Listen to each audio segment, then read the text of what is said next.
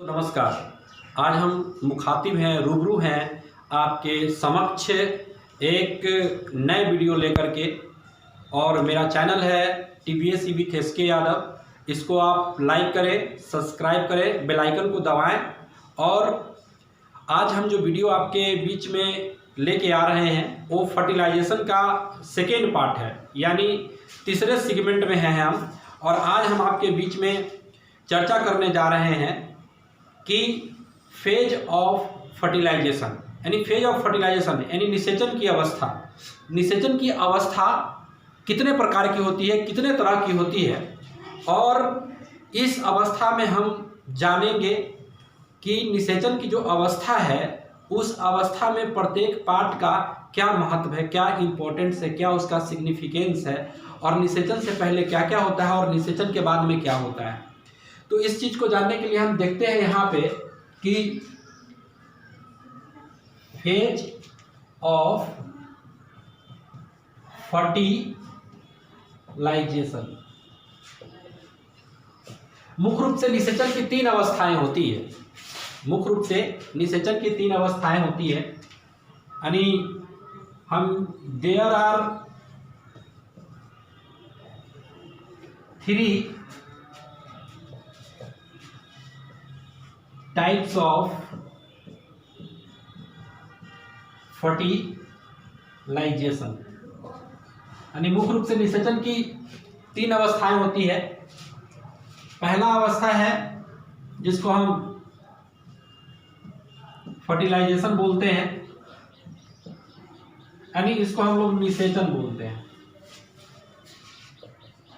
निषेचन के बारे में हम अगले वीडियो में आप लोगों को बता चुके हैं कि निषेचन होता क्या है, लेकिन फिर से हम एक बार रिपीट कर देना चाहते हैं कि आखिर में निषेचन होता क्या है, निषेचन कहते किसे हैं। जब नर युग्मक और मादा युग्मक, जब नर युग्मक और मादा युग्मक का आपस में संलयन होता है, आपस में संलयन होता है, जिसके फलस्वरूप युग्मनज का निर्माण होता है, जिसके फलस्वरूप युग्मनज का निर्माण होता है, जाइगोट का निर्माण होता है, उस घटना को निषेचन कहते हैं। यानी जब नर युग्मक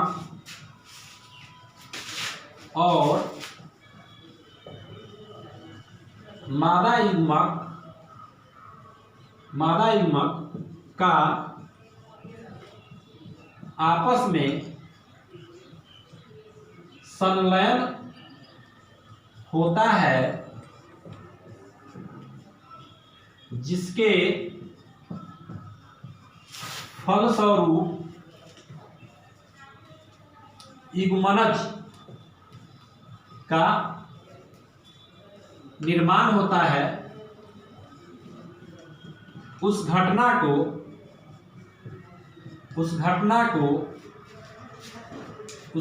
को हम निषेचन कहते हैं। हम निषेचन कहते हैं।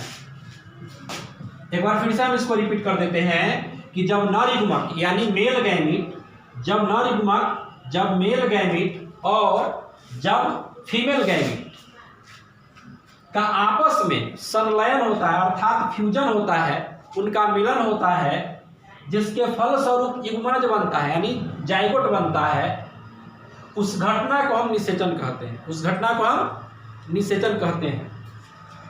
तो एक पार्ट तो ये हो गया कि निषेचन होता क्या है, निषेचन कहते किसे हैं। अगले वीडियो में भी, अगले सेगमेंट में भी, अगले पार्ट में भी हम इसके बारे में आपको बता चुके हैं।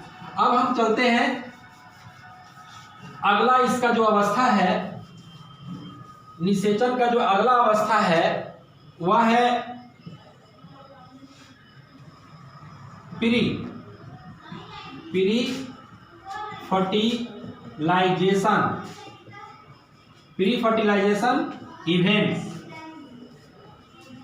फर्टिलाइजेशन इवेंट्स, यानी निषेचन के पहले की अवस्था, निषेचन के पहले की घटना। यानी निषेचन होने से पहले जीवों में क्या क्या होता है, निषेचन होने से पहले जीवों के शरीर में आखिर क्या क्या चक्र चलता है, कौन कौन सी क्रियाएं होती है, कौन कौन सा प्रोसेस चलता है, कौन कौन सा प्रक्रम चलता है, उसको हम लोग जानेंगे। ये तो दूसरा हो गया। अब हम लोग तीसरा स्टेप देखते हैं। अब है post fertilisation events. Post fertilisation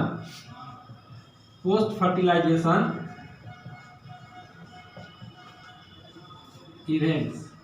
post fertilisation events यानी निषेचन के बाद की घटना, निषेचन के बाद की अवस्था।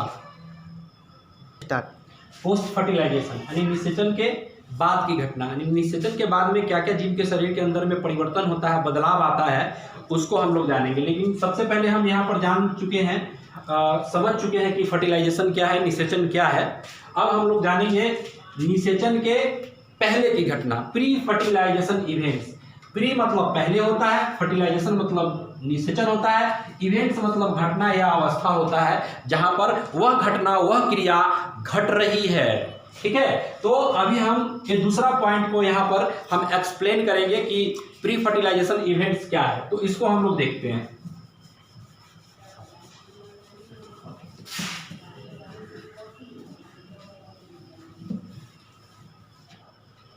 तो यहाँ पर हम अभी देखते हैं कि दूसरा जो पार्ट है आपका प्री फर्टिलाइजेशन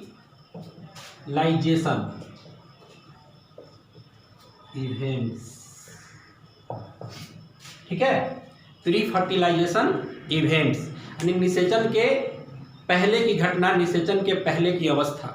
यानी जब जीव निषेचन की क्रिया में भाग नहीं लेता है, उससे पहले उसके शरीर में क्या क्या परिवर्तन होता है, क्या क्या बदलाव आता है, क्या क्या चेंजिंग होता है। यानी जब कोई जीव प्रजनन की क्रिया में भाग नहीं लेता या प्रजनन की क्रिया के योग उसका शरीर बिल्कुल तैयार नहीं होता है, वह मेंटली और फिजिकली रूप से वह पूरी तरह से प्रिपेयर नहीं हो पाता है, वो मेंटली और फिजिकली रूप से वो मैच्योर नहीं हो पाता है, उससे पहले उस जीव के शरीर के अंदर में आखिर में ऐसी कौन कौन सी क्रियाएं, कौन कौन सा जैविक चक्र, जैव प्रक्रम चलते रहता है, इसकी चर्चा हम इस पॉइंट में करेंगे कि आखिर में प्री फर्टिलाइजेशन इवेंट्स में होता क्या है। तो सबसे पहले तो प्री फर्टिलाइजेशन इवेंट्स यानी निषेचन होने से पहले जीव के शरीर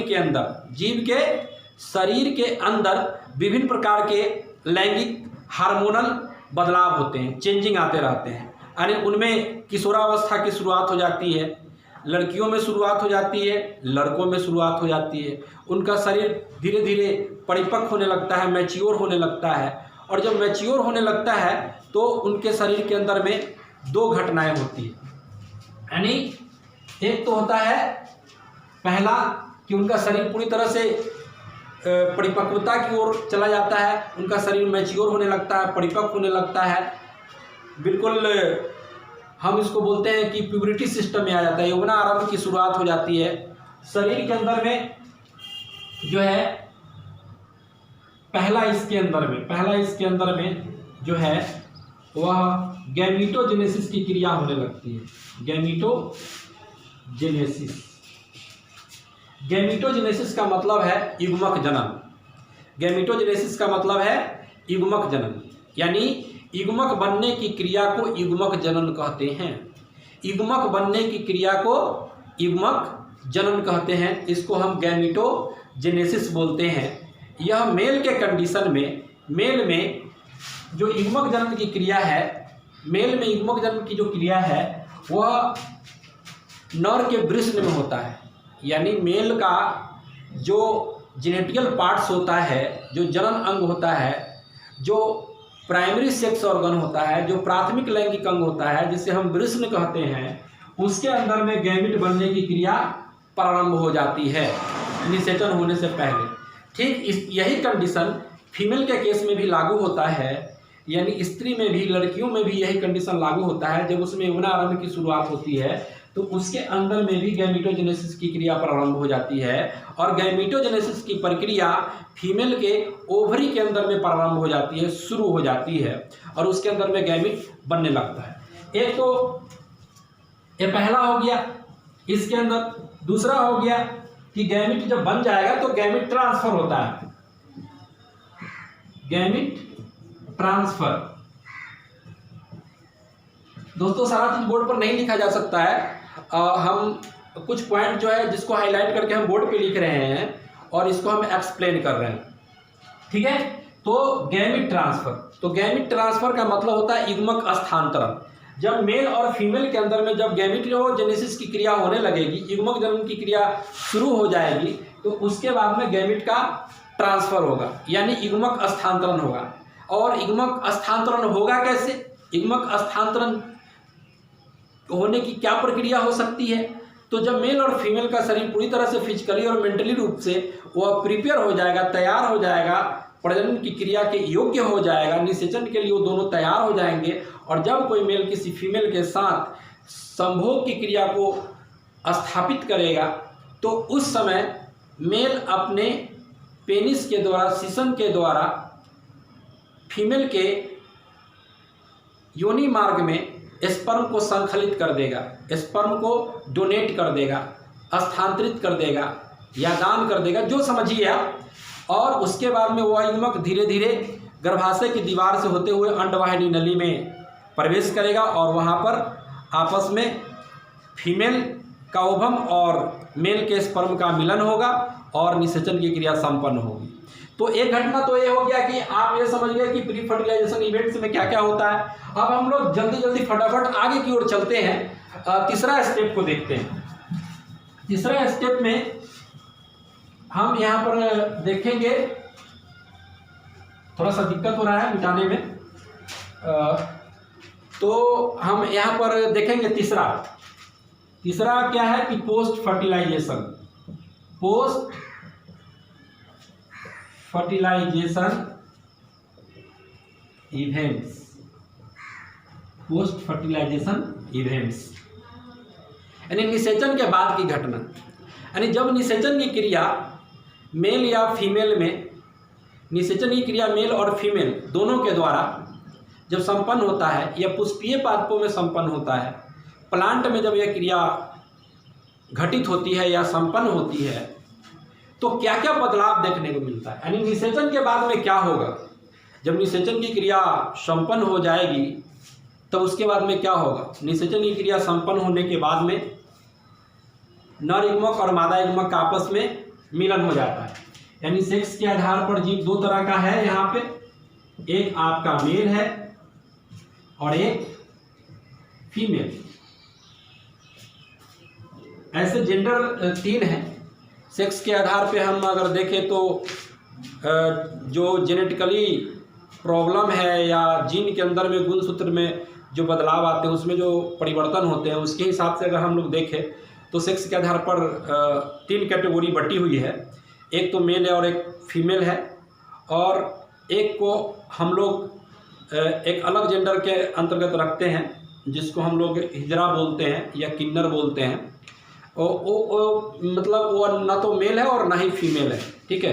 वो क्लाइफेंड्रन सिंड्रोम के कारण ऐसा हो जाता है, यानी गुणसूत्र में गड़बड़ी के कारण, गुणसूत्र में विचलन के कारण जब मनुष्य की गुणसूत्र की संख्या बढ़ जाती है, 46 से 47 या 48 हो जाती है, तो मनुष्य के लिंग और उसके शारीरिक संरचना और बनावट में परिवर्तन आ जाता है, जिसमें मेल और फीमेल का कैरेक्टर एक ही शरीर के अंदर में दिखने लगता है। ऐसे जेंडर को, ऐसे लिंग को हम किन्नर बोलते हैं या हिजरा बोलते हैं, ठीक है। तो इस चीज़ को तो आप समझते ही हैं, लेकिन वह प्रजनन करने योग्य नहीं होता है। जो किन्नर होता है वह संतान को उत्पत्ति नहीं कर सकता है। लेकिन साइंस की दुनिया में, विज्ञान की दुनिया में अब बहुत सारे टेक्नोलॉजी ऐसा आ गया है जिसके द्वारा कुछ भी संभव है, कुछ भी किया जा सकता है। लेकिन जो बिल्कुल नेचुरली है उस पर हम लोग फोकस करेंगे, बात करेंगे कि मेल और फीमेल, मेल और फीमेल यानी मेल का गैमिट और फीमेल का गैमिट, यानी पोस्ट फर्टिलाइजेशन इवेंट्स में जब दोनों का मिलन हो जाएगा तो यहाँ पर जाइगोट बनेगा। क्या बनेगा? जाइगोट, यानी जिसको हम लोग युग्मनज बोलते हैं।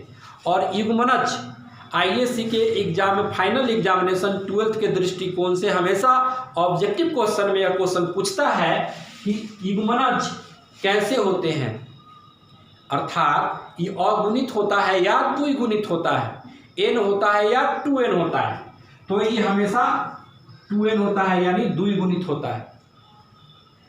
जब युग्मनज बन जाएगा, युग्मनज का निर्माण हो जाएगा, निषेचन की क्रिया संपन्न हो जाएगी, तब इस फेज में निषेचन की क्रिया संपन्न होते ही निषेचन की क्रिया संपन्न होते ही यह युग्मनज 20 दिन के अंदर में यह धीरे धीरे इसके अंदर में विदलन की क्रिया शुरू हो जाती है, सिल्वेज की क्रिया प्रारंभ हो जाती है और यह भ्रूण में कन्वर्ट हो जाता है।